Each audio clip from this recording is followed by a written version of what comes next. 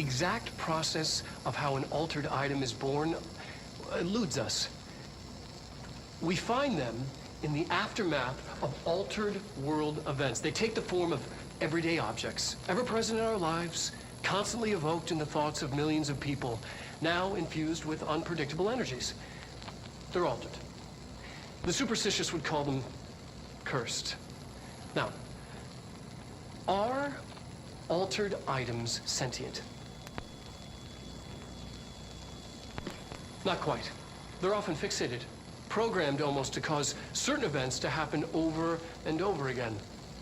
While generally less potent than objects of power, they are not able to be controlled. Left unchecked, they can be highly dangerous. To study altered items, we contain them in Panopticon.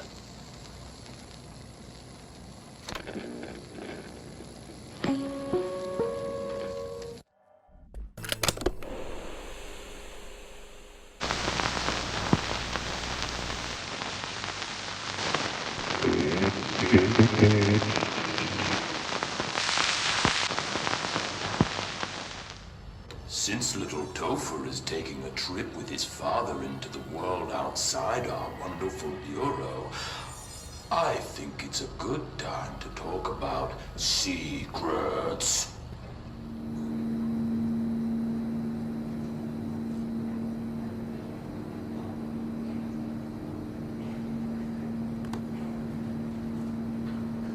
Okay, come on. Let's get you down to the observation room.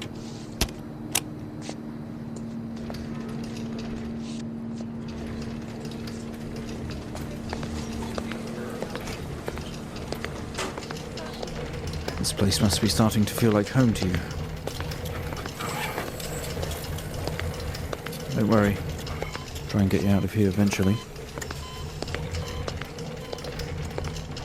Just in here.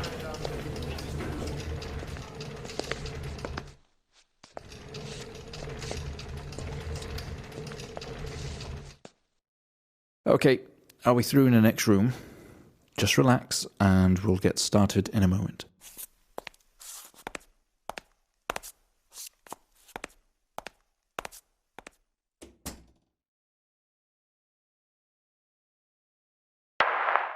Right, Mr. HÍN, now are you ready?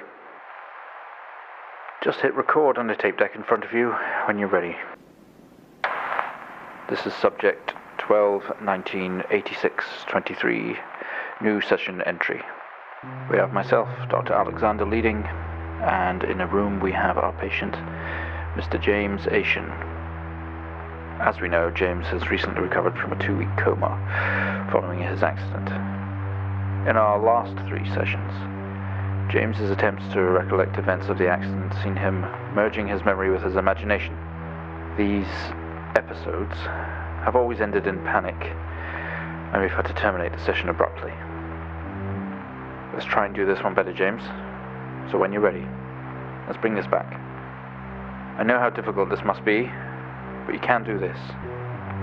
James, it's time to remember.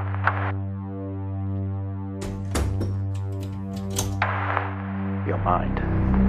It's like a conscious black box. It can show you your memories. Look into it.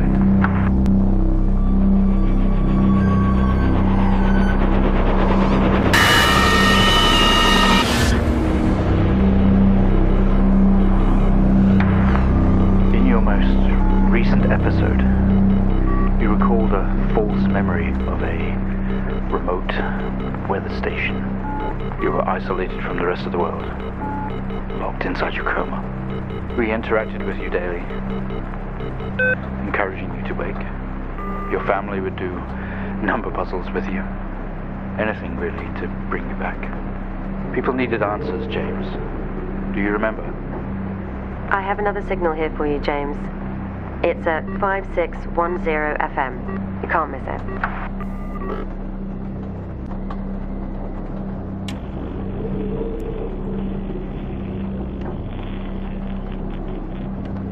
This is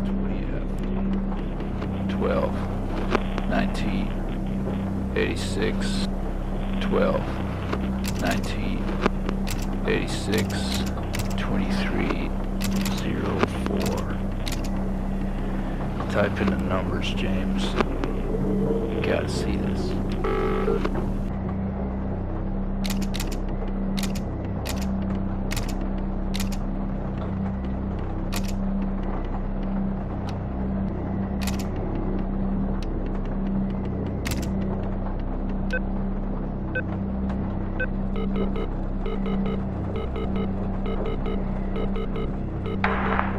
Find the signal, James. Listen to the voices. You have to face it, James. Finally.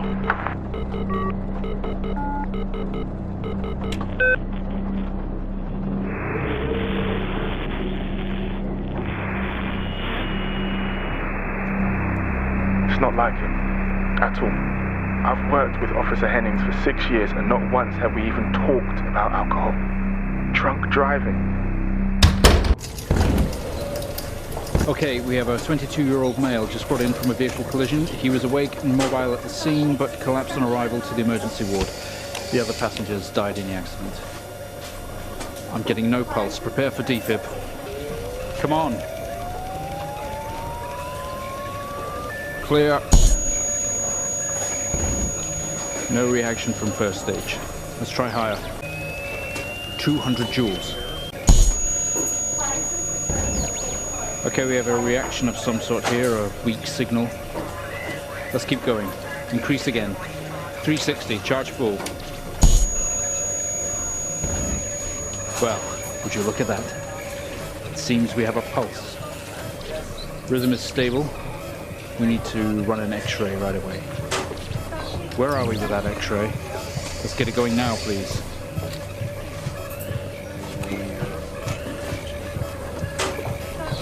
Looks like an intracerebral hemorrhage. We need to drain this now to relieve pressure. Prepare for trepanation. Switch on a drill, please. Mr. ℚOᴚ, you've made excellent progress. You're doing great. We need you to stay calm and try to relax while we go through these next steps. We're going to attempt to alleviate some of this discomfort.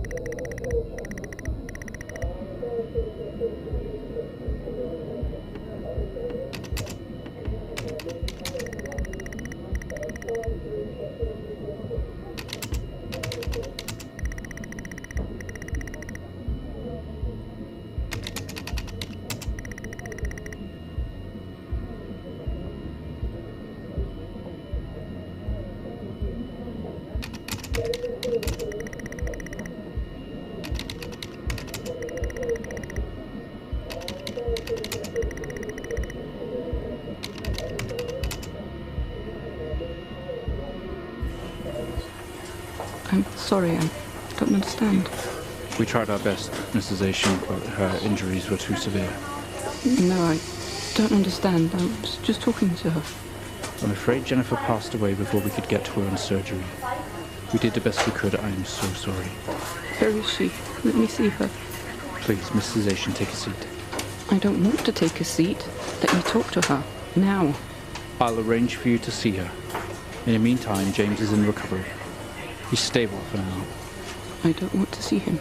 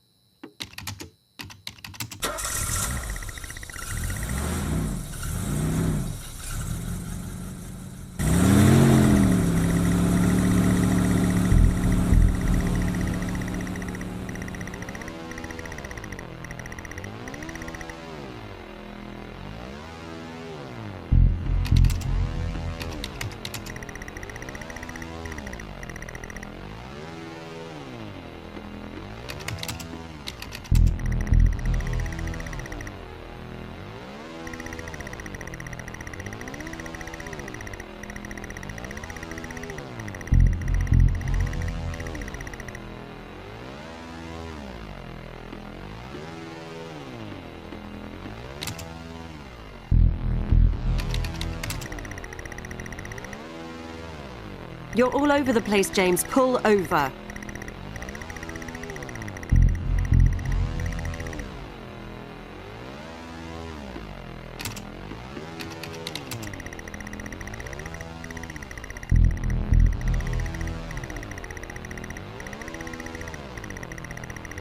James, for fuck's sake, pull over!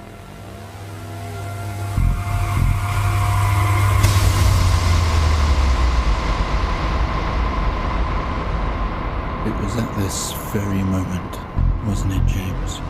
The moment you lost it all. Your sister, your parents, yourself. And then you made it worse. Go on. Show us what you did.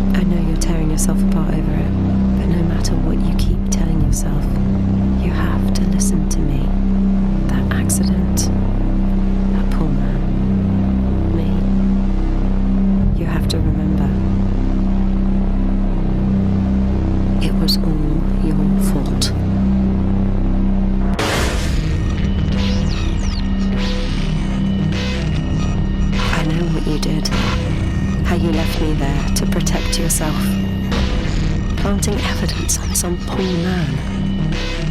You went headfirst into that officer and you wrecked all of our lives. And then you couldn't even take responsibility. You did the right thing for you and no one else. Save yourself. Only it was wrong, wasn't it? Look at you now. Utterly consumed by it. Say it, James.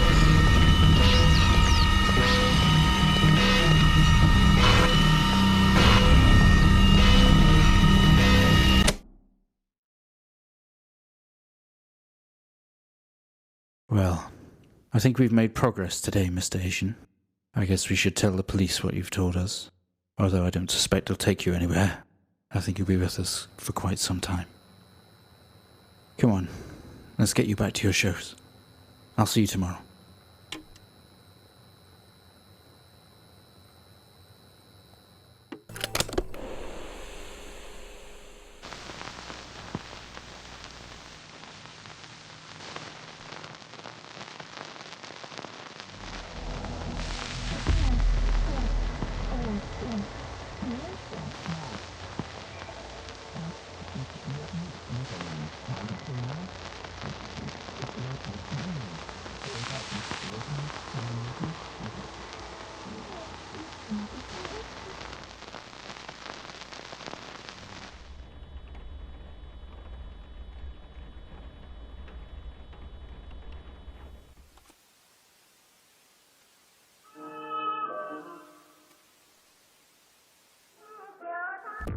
You're listening to America Overnight, now in its 29th year.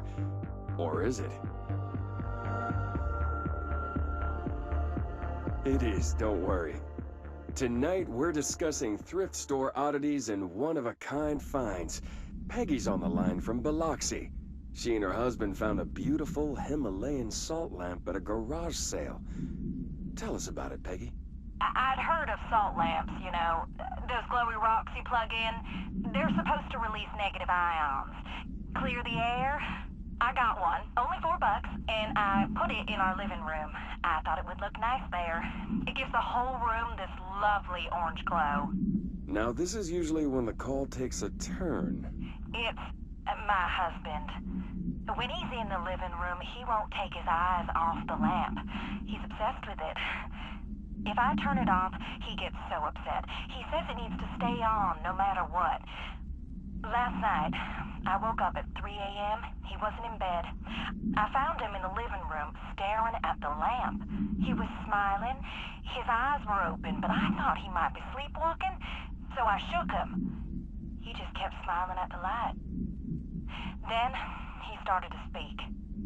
He said, every time a reflection reflects itself, it gets a little greener. I've read that. And then he turned to me. He was still smiling, eyes open. My husband's eyes are brown, almost black.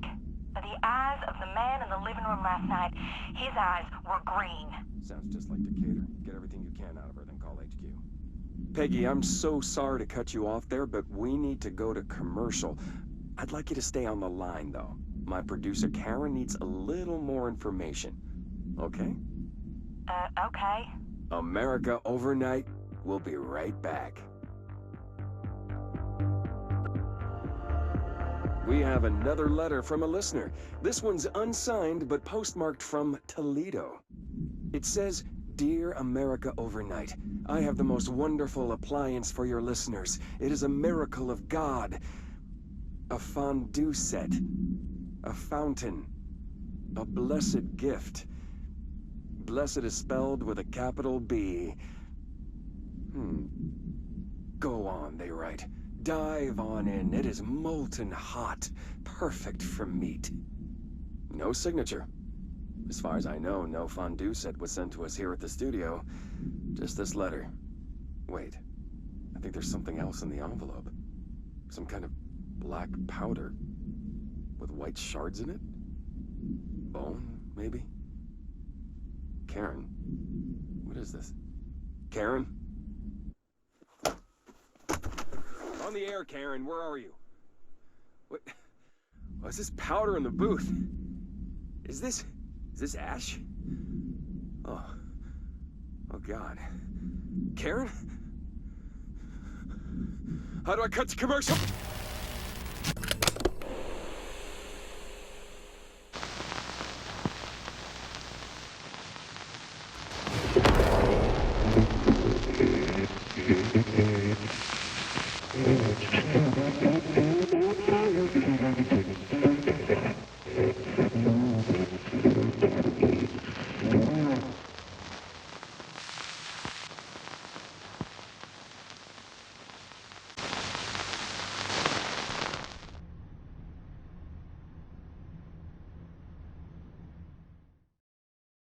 My life's one. Certainly stranger than I'd like. But this place, it's something else. The floors crawl, the walls slither, it's a shifting pit. On the street, it's just another drab building standing there for anyone to see. But no one does. How do we miss it? Northmore. Acting director Northmore now is on a train from Washington. He'll expect answers, which is why I'm making these tapes. They're evidence that I'm at least trying to understand. Father searched his entire life for something like this, and we find it 1 week after he's buried. He always hated irony. Of course, Father, the great director, Ash, would have been the first man in. And look at me, his bookworm son, The supposed head of research who can't stop his legs from shaking long enough to step over the threshold. It's been 5 days since we first entered the building. Traversing the interior is dangerous due to the shifting, but we did manage to find a lower cavern that seems structurally predictable, which is a scientific way of saying its walls won't crush us in our sleep. ℺MOORE even made a discovery. A pistol placed on a stone pedestal in front of that strange ebony pillar. Seems like something out of a storybook, except the heroes usually find swords, not handguns. But it is the perfect lure for someone like him. Hours after finding this weapon, ℺MOORE cornered me to spout some nonsense about how the board had made him the director. He ranted about the title being meaningless before now, calling Father and all other previous directors shams, frauds, and worse. I think this place is worse for ℺MOORE than it is for me. Strangest thing? There was no pedestal in front of that pillar a day ago. This building has swallowed a dozen of my men, and now it's handing out presents? Is it playing some sort of game? If it is, we're most certainly losing. Oh, we don't even know the rules.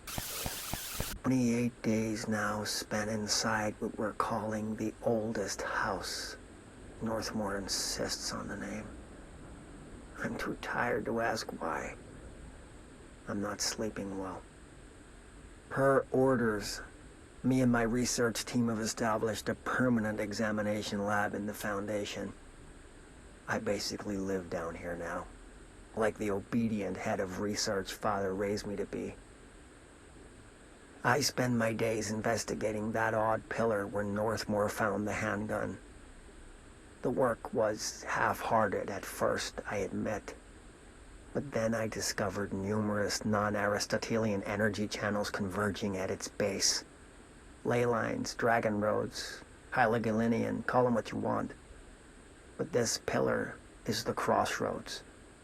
I started building something. Equal parts talisman and technology. An array that can impose order on the ley junctions. That's the idea, at least. We'll see when I'm done. I prefer to work away from the pillar. I'm not the only one who feels like that thing has eyes. 41 days since entry day, the name of our historic arrival to the oldest house. Morale is long dead, and its corpse is starting to smell. My research staff complain of a presence watching them. Many have suffered nervous fits. Some were evacuated. In cheerier news, I've made some new friends. I met them while exploring the deeper caves. They're hard to describe, but imagine avant-garde sculptures of humans. I call them the ILԼ. They aren't hostile. In fact, they're polite and quiet, which is more than I can say for my colleagues. Most ILL are shy, but a few are quite curious. While I sat taking notes, one came to look at my sketches.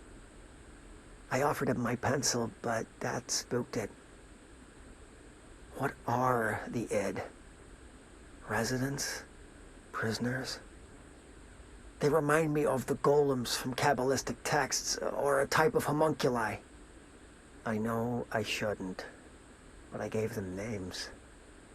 There's Hercules, Adam, Lilith, Copernicus. Mabel is the bravest. They're a funny bunch. Entry day plus 51.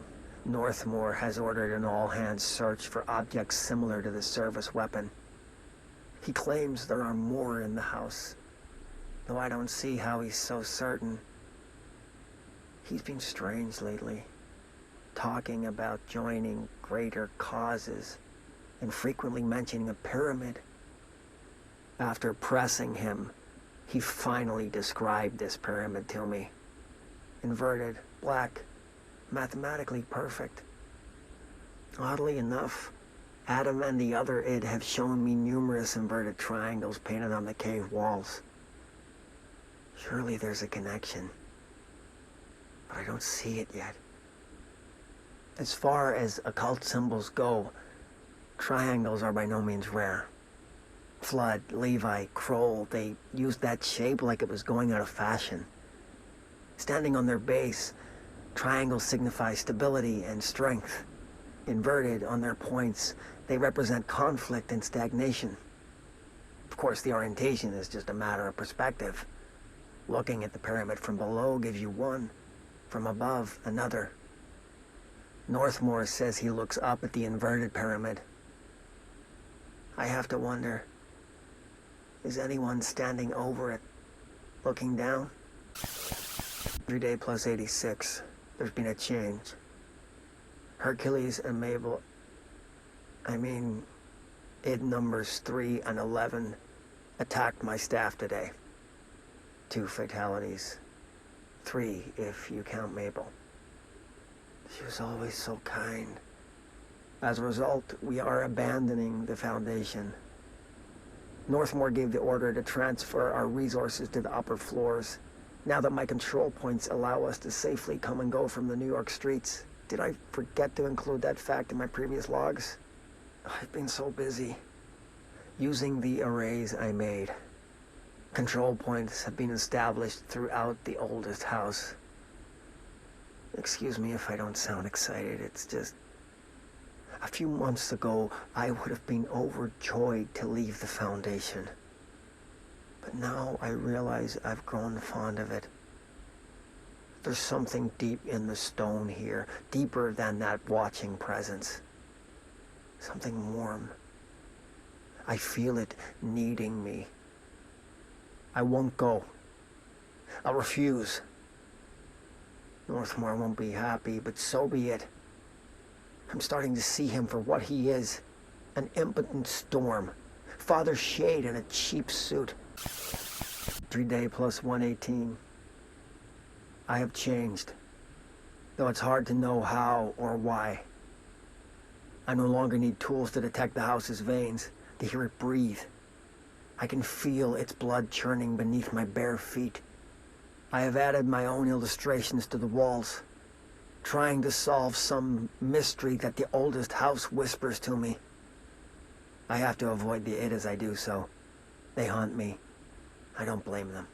They're just following the pillar's orders. Even poor Adam doesn't seem to recognize me anymore. I've spent a long time contemplating the etchings of the tree and its roots. Did you know this city used to be a forest? I wonder if our oldest house wore a different face back then. Or if it was always here. A 21st century office building since time immemorial. Can a place know the future? Can it change its skin? Can it wander? I always thought the esoteric world was my father's, not mine. But here, in this sacred place, I finally understand his devotion and his awe. Nobody else hears the house. Their ears are too full of lies. We were shown the way inside so we could help. But all we've done is fall victim to the same parasite. I should have seen the web earlier. The strands between Northmore, the pillar, the gun, the id. What hope did we have? Thrown into this conflict beyond our comprehension. I've decided to rejoin the Bureau in the upper levels, to end my long absence spent in the Foundation. Northmore will be angry at me for disobeying him. That's just his way. But I don't care. I need to remain in the oldest house to help however I can. I doubt I can steer the Bureau back on the right course, but I have to try. How did I go so long without a purpose? Without devotion? I can hardly remember how it felt. I realize how grateful I am to Father for setting me on this path. I wish I could tell him that.